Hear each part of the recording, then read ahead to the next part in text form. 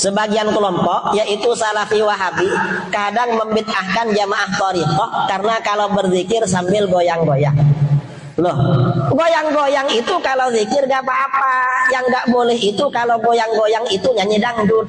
Kalau goyang-goyang itu nyanyi dangdut. Itu gak boleh memang. Kalau zikir memang diperintahkan walaupun sambil goyang-goyang.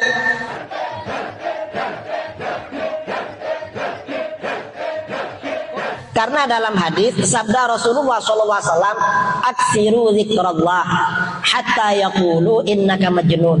Perbanyak kamu berzikir pada Allah sampai orang-orang bilang atau orang munafik bilang bahwa kamu orang gila.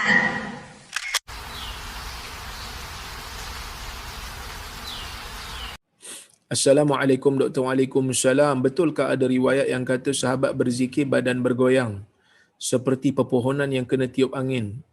Sebab inilah hujah yang dipakai oleh beberapa golongan yang berzikir goyang sana, goyang sini, pusing sana, pusing sini. Baik. Dalam riwayat tu dia ada satu riwayat daripada Ali bin Abi Talib. Disebutkan dalam Al-Bidayah wa Nihayah, kalau tak silap saya.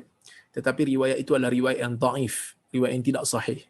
Ada satu lagi riwayat yang mereka gunakan, iaitu ketika mana Nabi memuji Ja'far bin Abi Talib dengan kata Nabi, ashbahta khalqi wa khuluqi, engkau menyamai rupa aku dan menyerupai akhlak aku.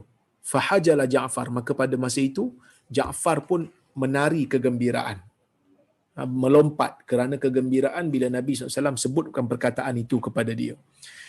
Jadi yang pertama, hadis yang pasal sahabat tu bila berzikir meliuk lentuk seperti mana pokok tu tidak sahih.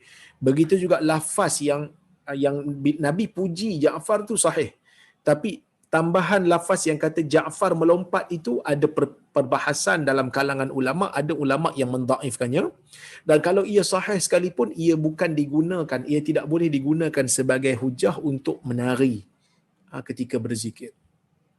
Sebaliknya itu adalah satu reaksi biasa yang dilakukan oleh orang yang seronok. Kita pun bila seronok, kita ada sedikit kegembiraan dan lompat. Okey, manakala zikir, kalau kita tengok zikir Nabi SAW, Nabi duduk di tempat salat, Nabi tak menari. Nabi tidak ada riwayat yang menyebutkan Nabi melompat-lompat dan sebagainya. Sebaliknya dalam Al-Quran disebut zikir ini menenangkan jiwa. Jadi kalau kita penat, ia tidak tenang lagilah jiwa. Cuma kalau seseorang itu sambil berzikir, sambil dia bergoyang, nak mengasyikkan diri, bukan kerana dia menganggap gerakan itu ada fadilat, tetapi hanya sekadar dia nak mengkhusyukkan diri dia, yang tu tak ada masalah.